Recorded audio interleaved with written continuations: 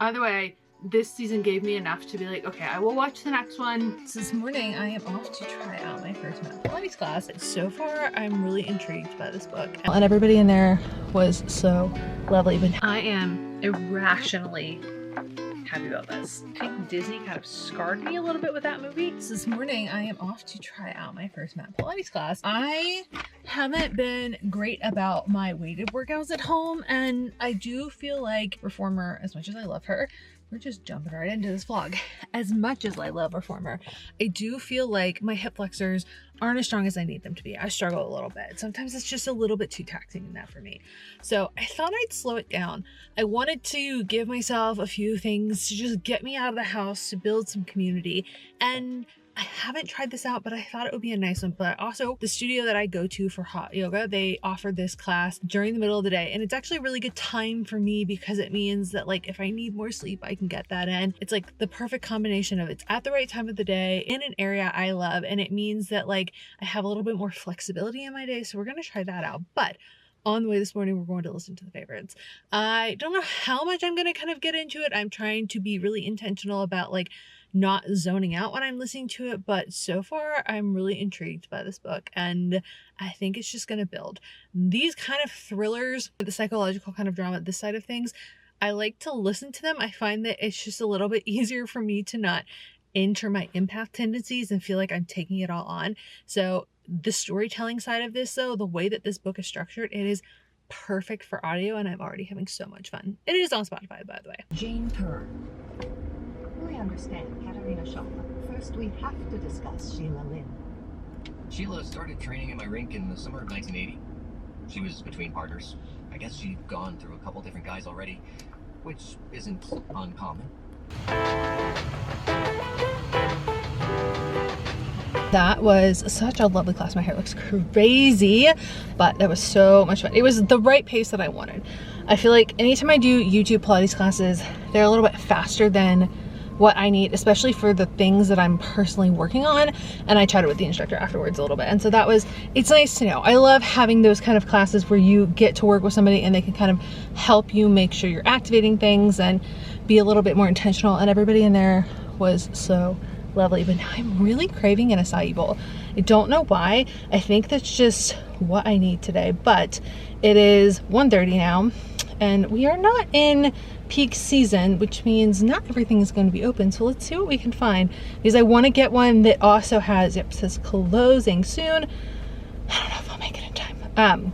I want something that has protein in it, because a lot of, in the area that I'm in right now I'm in 38, so there's like lots of touristy things, and so some of this is a little bit more balanced and healthy, but some of this is just really sugary, and I want like an actual meal. I don't want just like a sugar rush for this.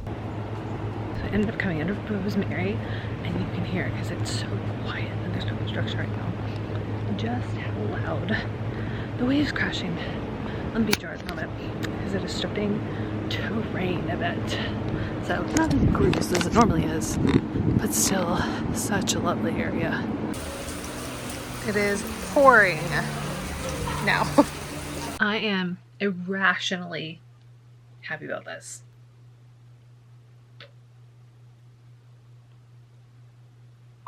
So excited. So I purchased one of those light bulbs that's automatic, and I wanted something because my routine right now is more heavily based in reading, and I have quite a few books and a few different things. I am reading, hold on, the physical book that I'm reading right now, Encyclopedia of Fairies.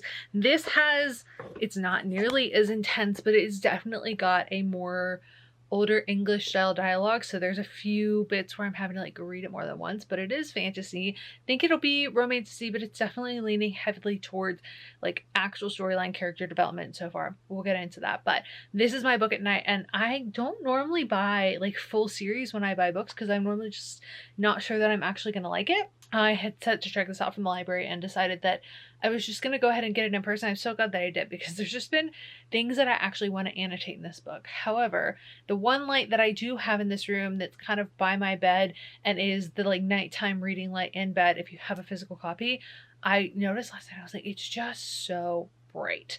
If I want to sit in bed and read at night, it's just excessively bright.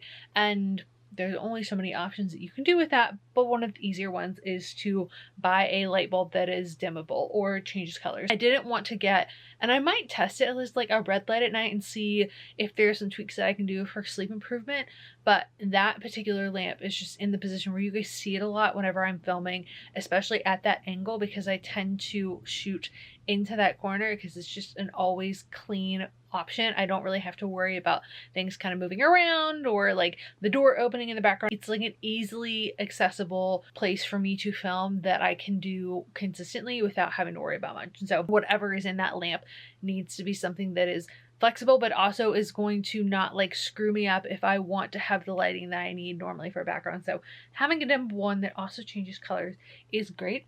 I don't know that I really want like a full smart home. I think Disney kind of scarred me a little bit with that movie. It's the attack of the killer origins!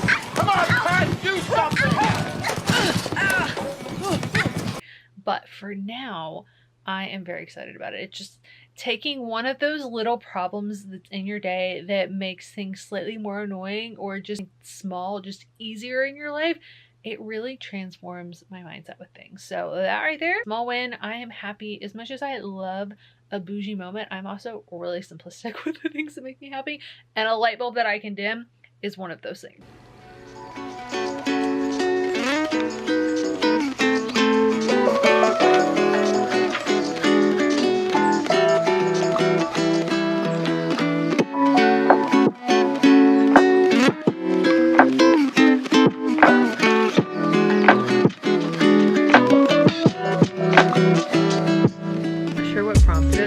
But my Spotify has been on a everything kick.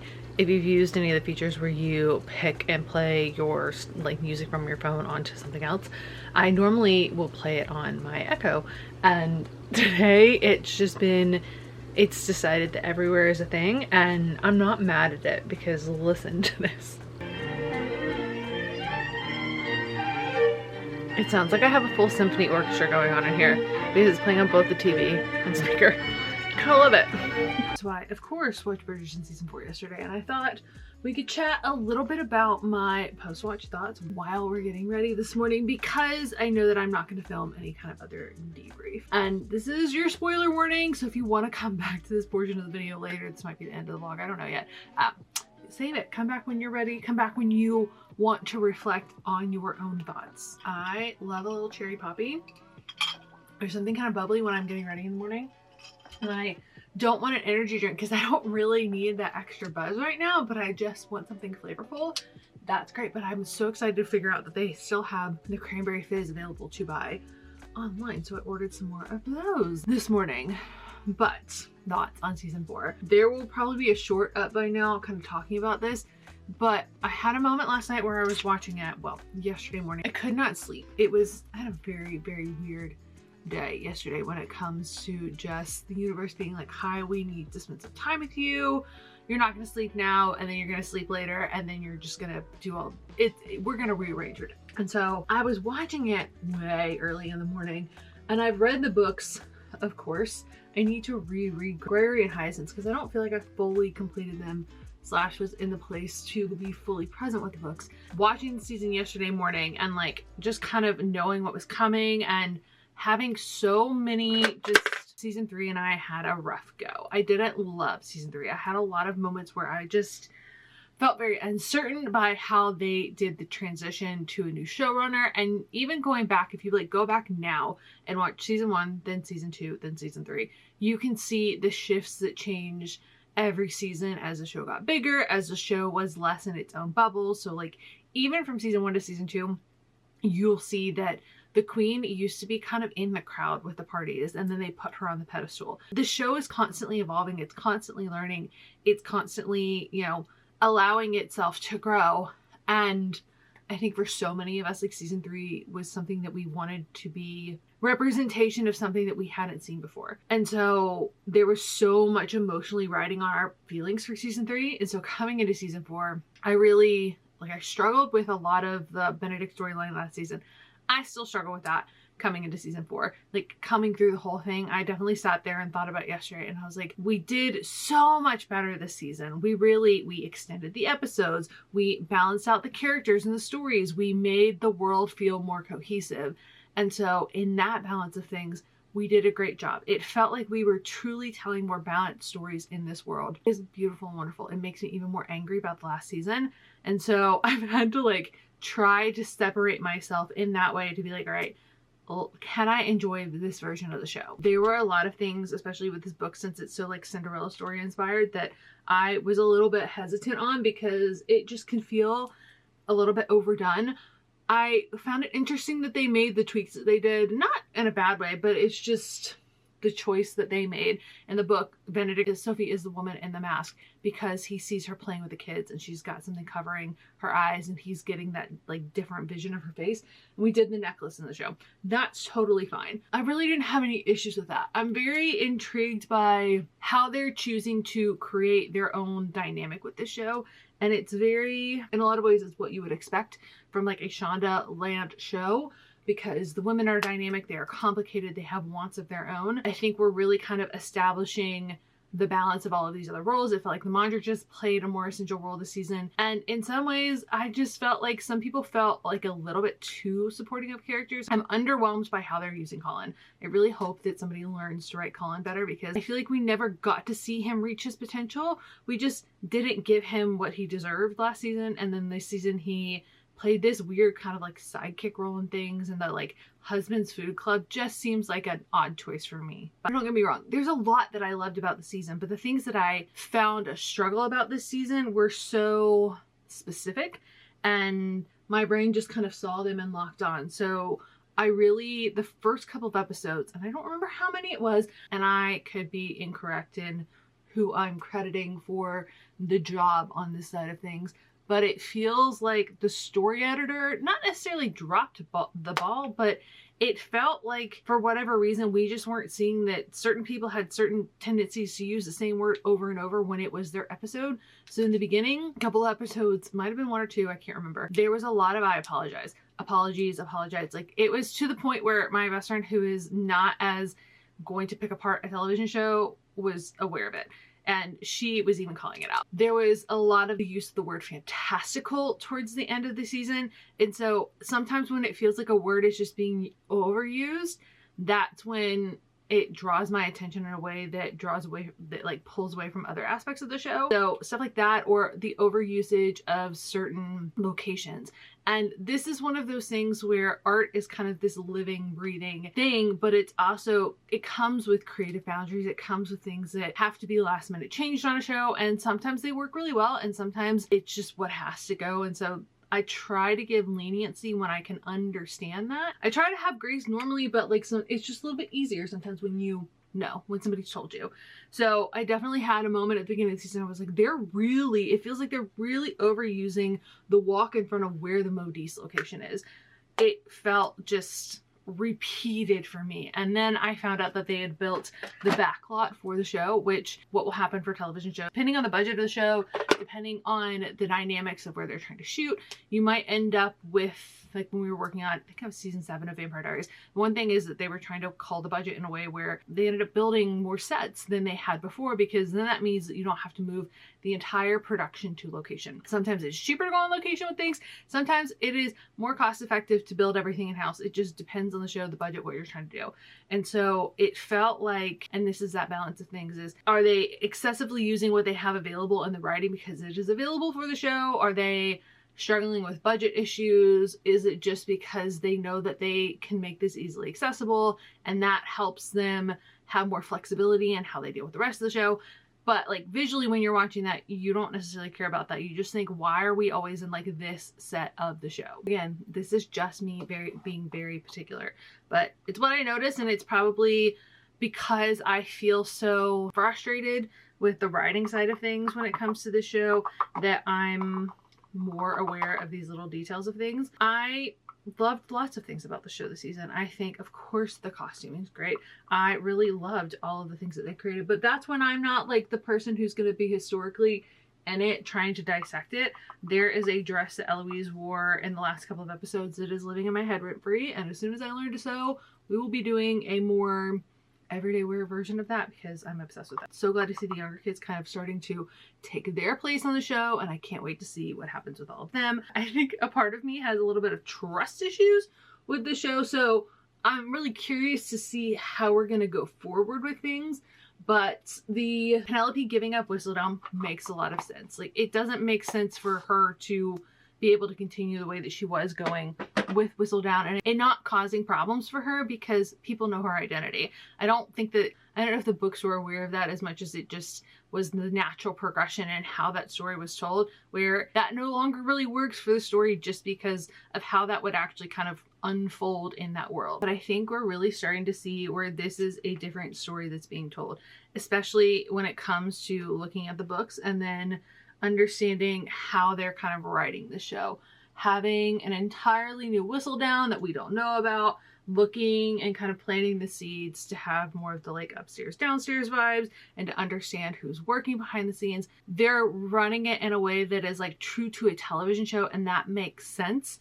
Obviously, we're in a time right now where there's a lot of conversations about like how much we owe to be not necessarily truthful, but almost just like step by step, word by word, authentic to what we adapt into a television show, into a movie, into something in a different format. Because we're seeing so much of it at one time when everybody's reading, and then we've got all of these different television shows, it just makes for more complicated feelings.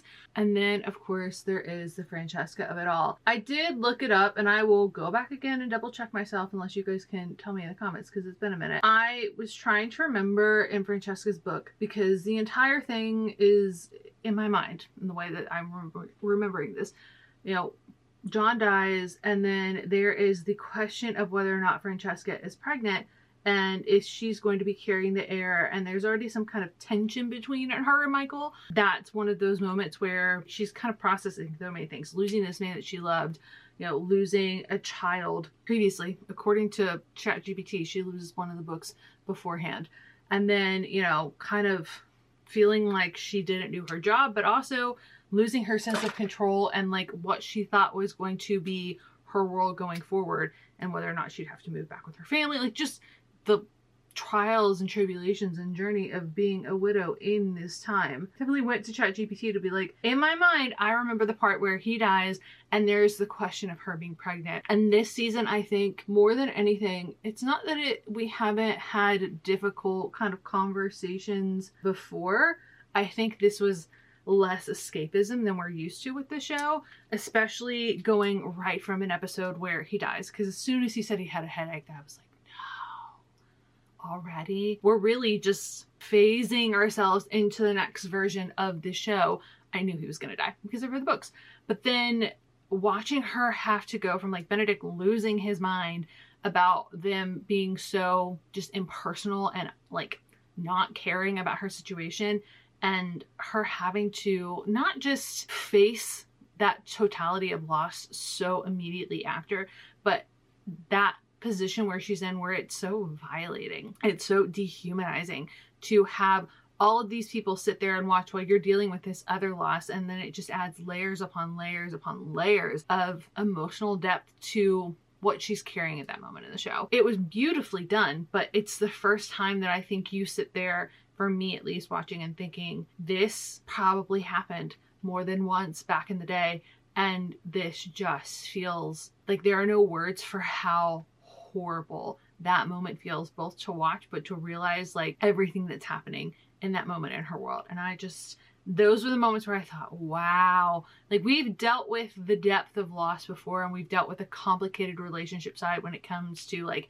the Duke and his father and Anthony and his father, and just how that impacted their world. We saw the loss in that way, but it was very much influenced of how did that loss make these men who they are. And then having it in this portion of the show, it very much changed the tone of the show. I think for some people, it'll feel like this isn't the show that they thought that they had signed on to watch. It's very authentic. It's what a TV show should be, but I think a lot of times when we live in the historical romance side of things, we end up having these moments where they serve the story in a way that ends up getting these characters together in the end. And that is actually not what's happening in the show. It's all of these layered moments for character growth. This season was so much more well written, but it just still like,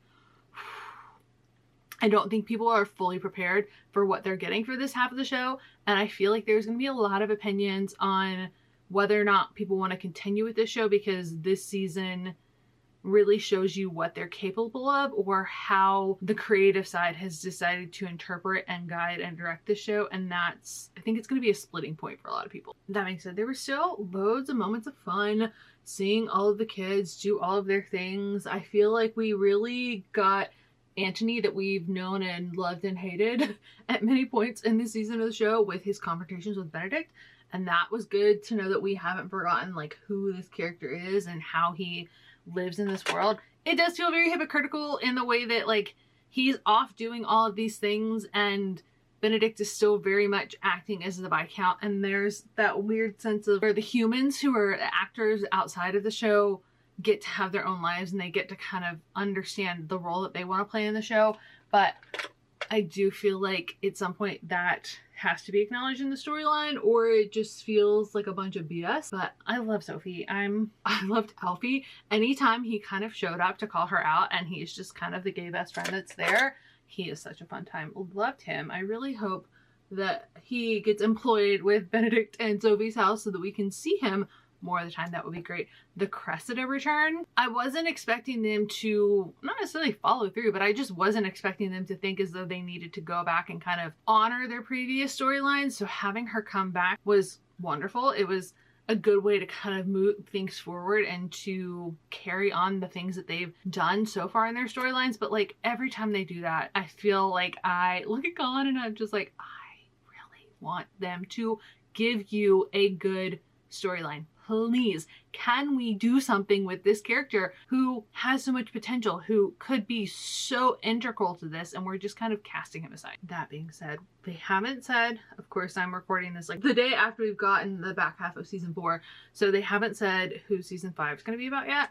And I appreciate that they were a little bit more subtle with that this time, because it was very obvious last season when they were like, oh, we're doing the Masquerade Ball. Cool, great, we're going for Benedict. We know that. There's a lot that we could do next season when it comes to Francesca and Eloise, and I don't think we're quite ready for Hyacinth. And sometimes I have to like go down the alphabetical order to remember who's left, and technically there's still 4 siblings left. So Eloise, Francesca, Gregory, Hyacinth. I imagine Gregory and Hyacinth will be the last 2. In my mind, that would be nice for them, mostly because they're still so young, and I really hope that we let them be the last 2, unless, you know, you want to give Violet a season in there, and then I kind of wouldn't be mad for the kids to wait a little while. Her storyline this season felt really important, and I enjoyed watching all of the women who were navigating their lives at an older age, at an age where they've lived this life already, and kind of honoring the fact that they haven't gotten to live their lives and what that's going to look like. I'm really curious to see how that kind of unfolds.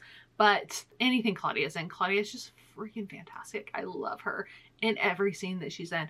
I'm really looking forward to an Eloise storyline, but I'd be curious to see how we kind of navigate that, since they put Marina in as a Featherington cousin, and so that dynamic, I'm curious to see how they find their way back to it. I would imagine that they're going to do their best to try and honor that portion of the book for the television show. Either way, this season gave me enough to be like, okay, I will watch the next one. I'm aware that this is a very different show, and the critiques that I have each season feel different, like every single time. They learn every single time, they take feedback every single time. There was a lot of stuff that I came out of last season saying, and I talked about it in like some short content at one point in time, but you could really tell last season the directorial differences between every episode. That meant that the ones where Tom Verica directed felt just richer and fuller, and like we had more in the emotional side of the character storyline, especially with Penelope and Colin. And this season, I feel like he pulled back on some of his signature moves and what he does that differentiates himself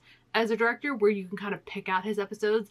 And that made me a little bit sad. It makes the show more cohesive, and that is maybe better overall, but it was still, they learn every single time, and that's great. So I hope that when they take feedback and they listen to what people are saying, that they use it to better themselves next time. But the story editing this time, whoever was taking note of just the usage of certain words and dialogue with certain writers, I hope that they do that a little bit more intentionally next time, because it feels really weird in the sense that we only use it for like one episode, we use it a ton, and you don't really hear the word as much again.